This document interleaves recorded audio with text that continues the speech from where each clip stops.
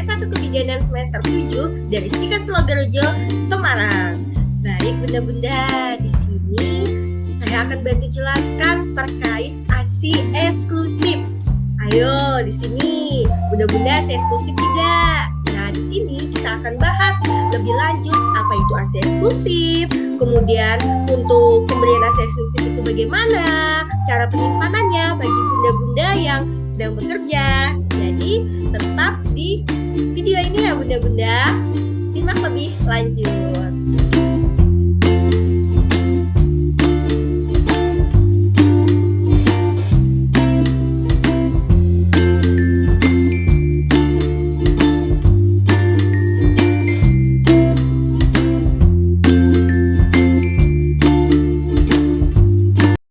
Baik bunda, kita akan bahas lebih lanjut. Untuk tadi ya, saya sudah kasih tahu bocoran bahwa kita akan bahas terkait ASI eksklusif. Nah, selanjutnya kita masuk ke materi.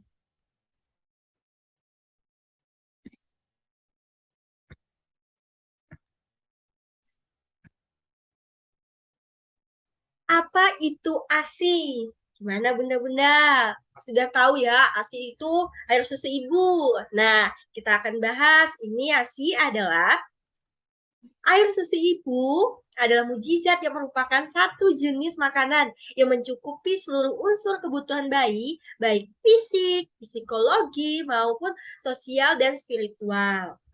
Kemudian, apa saja kandungannya? Yang pertama ada lemak, protein, laktosa. Itu adalah komposisi-komposisi ASI yang pastinya sangat bagus untuk bayi ya Bunda. Selanjutnya, dalam ASI itu terdapat faktor antibakteri, antivirus, anti jamur. Jadi sangat bagus ya bunda-bunda, udah bisa kebayang bagusnya itu untuk bayi itu bagaimana.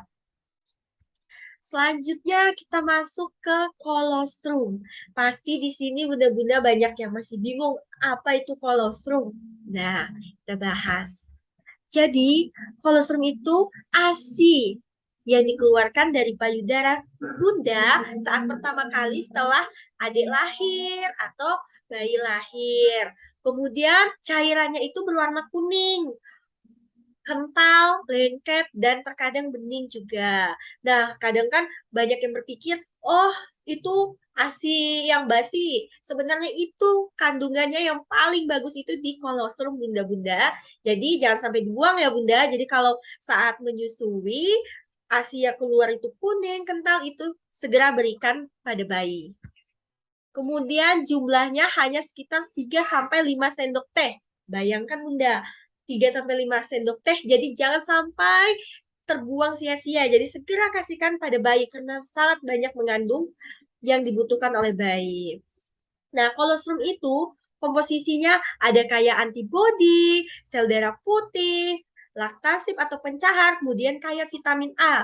Kalau antibodi pastinya untuk melindungi dari bakteri yang masuk. Kemudian sel darah putih melindungi terhadap infeksi. Kemudian laktasi atau pencahar itu membersihkan mekonium. Mekonium itu kotoran pada bayi pada saat jadi di dalam kandungan. Nah, kemudian mencegah berbagai infeksi dan mencegah penyakit mata. Selanjutnya, apa itu ASI eksklusif? Dan haruskah? Kalau harus itu kenapa? Nah, kita bahas, Bunda. ASI eksklusif yaitu pemberian ASI yang berarti memberikan hanya ASI saja. Jadi di sini masih banyak sekali ya bunda-bunda yang memberikan pengertian-pengertian yang berbeda. Ada yang saya ASI tapi ternyata diberikan air, makanan, madu. Nah, itu sebenarnya bukan ASI eksklusif. Jadi ASI eksklusif ini jelas ya Bunda, pemberian ASI yang berarti memberikan hanya ASI saja. Kemudian baik tidak diberi air putih, teh, minuman, ramuan, cairan lain maupun makanan selama 6 bulan pertama pada usia bayi. Jelas ya Bunda? Jadi ASI eksklusif itu tanpa diberi air putih, teh, minuman, ramuan, cairan lain maupun makanan selama 6 bulan pertama. Jadi ini ASI eksklusif. Kemudian keunggulan ASI. Jadi kenapa sih harus ASI? Jadi kita bahas ini loh keunggulannya. Yang pertama, ASI adalah makanan terbaik. Seperti yang saya bilang tadi, bergizi sempurna bagi bayi pastinya. ASI membuat bayi tumbuh sehat, kuat, cerdas. Kemudian ASI gratis pastinya tersedia setiap saat. Jadi kalau memakai susu formula perlukan uang. Kalau ASI pastinya gratis. Selanjutnya ASI suhunya tepat bagi bayi. Kadang kan kita bikin susu mungkin ASINya kurang tepat suhunya. Nah, kalau ASI ini sudah pas, tepat sekali suhunya bagi bayi. Kemudian ASI aman dan bersih karena langsung dari payudara ibu, dari payudara bunda. Jadi kalau dikasih menggunakan DOT, kita tidak tahu DOT tersebut bersih atau tidak. Nah, kalau langsung dari payudara ibu, itu pasti sudah higienis. Dengan catatan ibu juga atau bunda harus rajin membersihkan payudara ya. ASI menguatkan kasih sayang antara ibu dan bayi. Kok bisa? Nah, jadi ketika bayi kita ibu menyusui, bunda menyusui bayinya, pasti di situ kan bunda memperhatikan bayinya, bunda juga memberikan elusan kasih sayang. Nah, itulah akan timbul menguatkan kasih sayang atau bonding kepada bayinya.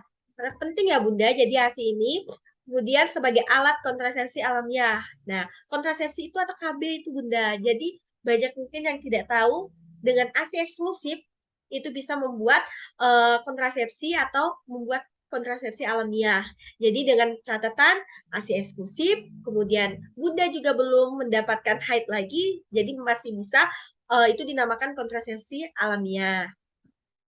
Kemudian perbedaan ASI dan susu yang lain. Di sini banyak ada komponen ASI, susu sapi, dan susu formula. Untuk protein, jumlah ASI-nya itu tepat. Kemudian kalau susu sapi itu terlalu banyak, jadi susah dicerna. Kalau susu formula, susah eh, kualitas seperti susu. Kemudian lemak.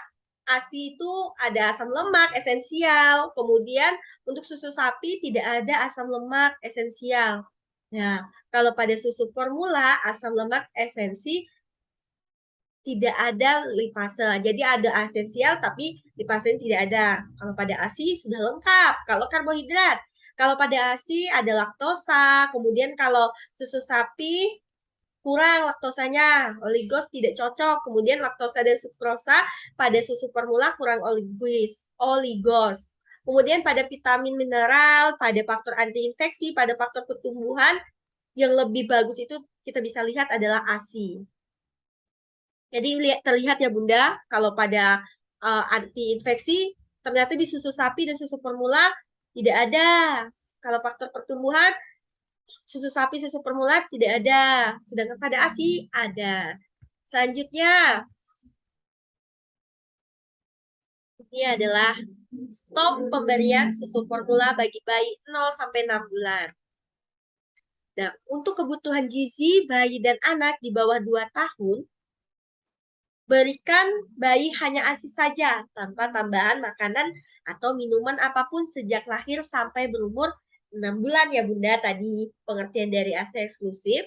Kemudian setelah 6 bulan berikan makanan tambahan dan tetap teruskan pemberian ASI hingga usia 2 tahun.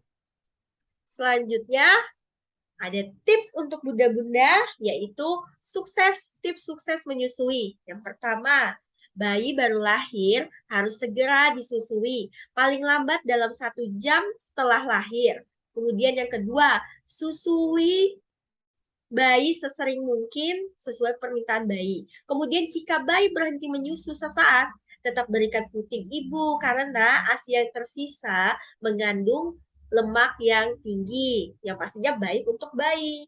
Kemudian jangan berikan makanan lain terlalu dini karena dapat menyebabkan bayi tidak lagi menginginkan ASI sehingga suplai ASI ibu akan berkurang. Nah, setelah itu pengeluaran ASI dan penyimpanan ASI. Nah, kita akan bahas ini bunda-bunda yang bekerja nih. Apabila ASI berlebihan sampai keluar memancar, maka sebelum menyusui sebaiknya ASI dikeluarkan terlebih dahulu untuk menghindari bayi tersedak atau enggan menyusu. Pengeluaran ASI juga berguna pada ibu yang bekerja dan memerlukan meninggalkan ASI bagi bayinya di rumah. Baik, pengeluaran ASI dapat dilakukan dengan dua cara ya. Mari kita lihat, jadi pengeluaran ASI dengan tangan. Cara ini lazim digunakan karena tidak banyak membutuhkan sarana dan lebih mudah. Pengeluaran dengan pompa yang kedua. Jadi ada dua, yang pertama mengeluarkan menggunakan tangan, itu tanpa sarana apapun lebih mudah, dan yang kedua mengeluarkan dengan pompa. Pastinya bunda-bunda juga sudah mungkin di rumah punya ya bunda, uh, alat untuk memompa ASI. Nah, seperti ini contoh gambarnya. Baik, kita lanjut. Untuk penyimpanan, ini penting bagi bunda-bunda yang berpergian atau bekerja. Jadi ASI yang dikeluarkan dapat disimpan untuk beberapa waktu. Perbedaan lamanya penyimpanan ASI dikaitkan dengan tempat penyimpanan sebagai berikut. Jadi kalau di udara terbuka atau bebas, yaitu 6 sampai 8 jam. Kemudian kalau di lemari es dengan suhu 4 derajat Celcius, yaitu cuma 24 jam. Di lemari pendingin atau beku, derajat minus 18 derajat itu 6 bulan penyimpanannya. Ini contoh gambarnya, Bunda. Jadi jelas ya, Bunda. Jadi jangan cuma, oh ini masih bagus, tapi ini ada ketentuannya bahwa di udara, di lemari es yang derajatnya cuma 4 derajat atau minus 18 derajat, itu sudah ada ketentuannya untuk penyimpanannya berapa lama. Selanjutnya, ASI yang diinginkan tidak boleh direbus, didinginkan. ASI yang didinginkan tidak boleh direbus bila akan dipakai karena kualitasnya akan menurun. Jadi, untuk caranya itu cukup didiamkan beberapa saat di dalam suhu kamar agar tidak terlalu dingin atau dapat pula direndam di dalam wadah yang berisi air panas. Jadi tidak boleh direbus ya Bunda, cuma direndam, cukup direndam saja. Kemudian selesai. Semangat Bunda untuk ASI eksklusifnya. Bunda hebat.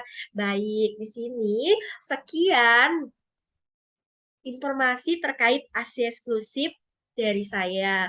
Jika ada yang kurang dipahami atau Bunda ingin bertanya terkait ASI eksklusif, silakan komen di bawah ya Bunda. Semangat Bunda, ASI eksklusifnya.